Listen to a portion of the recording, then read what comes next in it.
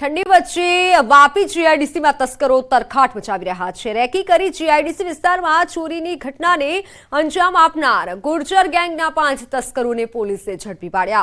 मोडी रात्रे कंपनीमां बारीनी grill तोड़ी तस्करो ત્રાટક્યા હતા।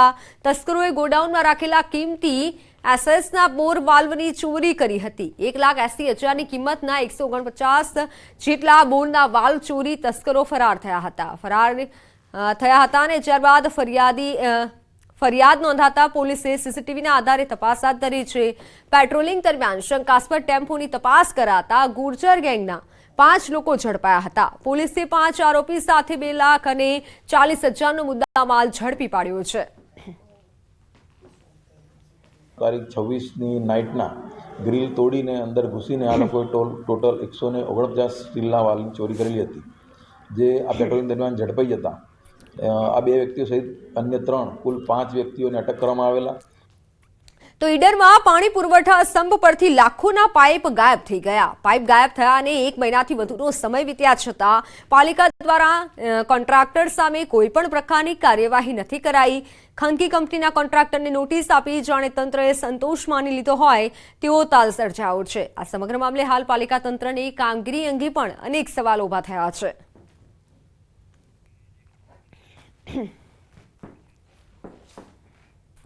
तो बात हवे वालीओ सावधानीनी।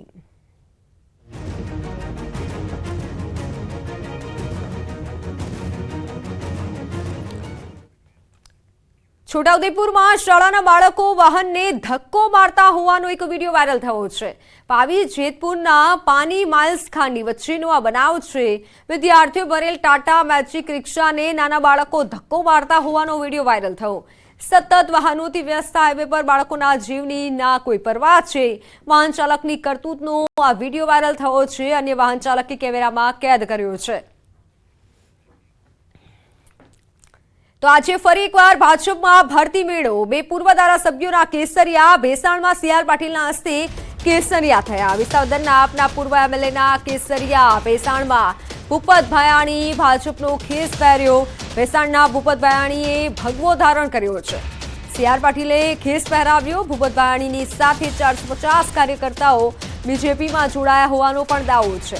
કેશોદ ભાજપના પૂર્વ ધારાસભ્ય અરવિંદ લાડાણીએ ફરી ભાજપનો ખેસ ધારણ કર્યો છે। સીઆર પાટીલે આ ખેસ પહેરાવ્યો છે।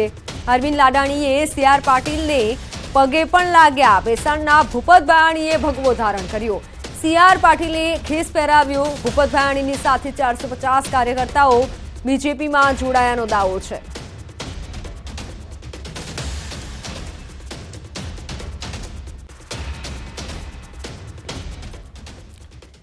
તો ચૂંટણી પહેલા ધોરાજી બાદ હવે જેતપુર આપને ઝટકો લાગ્યો છે। જામ કંડોરણા બેઠકના આપના ઉમેદવારનું રાજીનામું। ઉમેદવાર રહેલા રોહિત ભુવાનું આપમાંથી રાજીનામું। 2022માં જામ કંડોરણા બેઠકના આમ આદમી પાર્ટીના ઉમેદવાર હતા રોહિત ભુવા। આજે આમ આદમી પાર્ટીના તમામ હોદ્દાઓમાંથી અને તેમજ પ્રાથમિક સભ્ય પદેથી હું આજે રાજીનામું આપું છું। અંગત પ્રશ્નોના કારણે હું આજે રાજીનામું આપું છું। ના, હજી કોઈ ચર્ચા નથી ને છતાંય આગામી દિવસોમાં કાર્યકર્તાઓ સાથે ચર્ચા કરી અને એમની સાથે પરામર્શ કરીને પછી આગળ નક્કી કરશું। ગુજરાતમાં સૌપ્રથમવાર 360 ડિગ્રી ફૂલ મિશન બ્રિજ નેવિગેશન સિમ્યુલેટર દ્વારા અભ્યાસ કરાવાશે। ગણપત યુનિવર્સિટીમાં મરીન એન્જિનિયરિંગ અભ્યાસક્રમમાં આ મશીન શરૂ કરાયું છે। સિમ્યુલેટર દ્વારા જહાજ કંટ્રોલ કેબિનમાં ઊભા જ ક્રૂઝ મેમ્બર સાથે વિદ્યાર્થીને 360 ડિગ્રી એટલે કે દરિયાની વચ્ચે જહાજના કંટ્રોલ રૂમમાં હોય તેવો અનુભવ થાય છે અને એટલે વિદ્યાર્થીઓ દરિયામાં ગયા જહાજના કંટ્રોલ કેબિનમાં રહી અને પ્રેક્ટિકલ અભ્યાસનો અનુભવ કરી શકશે। આ સિમ્યુલેટરમાં 3D ચશ્માની જરૂર નહીં રહે। આ સિમ્યુલેટર નવા શિપ મોડલ્સની જરૂરિયાતો અનુસાર અંદાજે 3 થી 4 કરોડના ખર્ચે બનાવાયું છે। આ સિમ્યુલેટરના અભ્યાસથી વિદ્યાર્થીઓને અલગ અલગ અનુભવ મળી શકશે અને ઉજ્જવળ ભવિષ્યનો પાયો નાખી રહ્યા છે।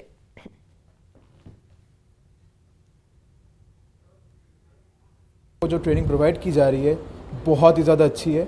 यहाँ की फैसिलिटी मैंने बाकी इंजीनियरिंग कॉलेजेस के मुकाबले बहुत ज़्यादा अच्छी पाई है और यहाँ पे हमारे पास आसपास आप देख पाएंगे जैसी भी फैसिलिटीज़ है, हमको ऐसा लगता है कि हम ओरिजिनली में शिप में, जिसकी वजह से हमको इधर सीखने के लिए एक बहुत ही अच्छा एक्सपीरियंस और अनुभव प्राप्त होता है।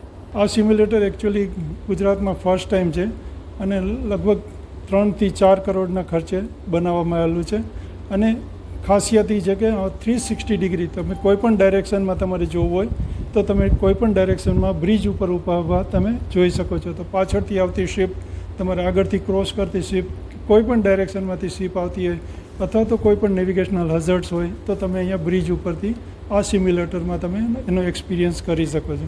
हम यहाँ बच्चे रियल टाइम सिनेरियो में सीखते हैं कि उनको अलग अलग सिचुएशंस में कैसे एक्ट करना है, कैसे उनको यहाँ पे एक्शंस लेने हैं, कब कोई कौन सा वेदर रहेगा, कब कौन सा सिचुएशन आएगा, उसके हिसाब से क्या एक्शन लेना है, वो यहाँ पे उनको हम लोग बताते हैं, यहाँ पे ट्रेनिंग कराते हैं.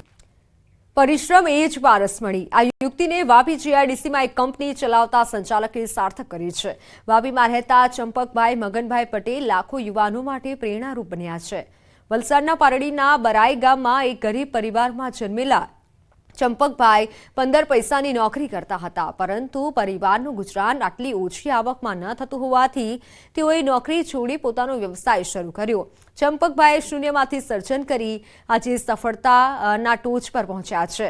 વર્ષ 1978માં કંપનીના શેડ બનાવવાનું શરૂ કરી તેમાંથી ફેબ્રિકેશનના સાધનોથી લઈ સ્વતંત્ર વ્યવસાય શરૂ કર્યો અને આજે MMTE ઇન્ડિયા નામની કંપની શરૂ કરી અને ઇન્ડસ્ટ્રીયલ ઓવરહેડ ક્રેન બનાવવાની શરૂઆત કરી.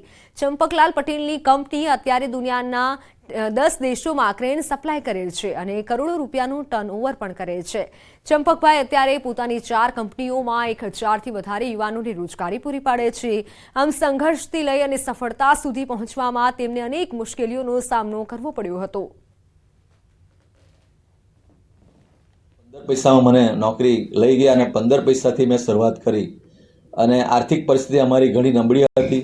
આજે અમારી ક્રેનો છે જે અમે અહીંયાથી સપ્લાય કરીએ છીએ, અમે બહારના વિદેશોમાં પણ સપ્લાય કરીએ, અમે 10થી વધારે દેશોમાં સપ્લાય કરી રહ્યા છીએ. અહીંયા વાપીની સૌથી મોટી ક્રેન અમે લાસ્ટ મંથ જ એક્સપોર્ટ કરી છે અહીંયાથી અમે 50 ટનની કેન્યામાં. મેં આશરે અહીંયા 15 વર્ષથી છું. અહીંયા ચંપકભાઈ સર જોડે અમે સાથે એમનાથી મને ઘણું બધું શીખવા મળ્યું. એમણે શૂન્યમાંથી સર્જન કર્યું. અમારા જેવા હજારો યુવાનો અહીંયા કામ કરે છે.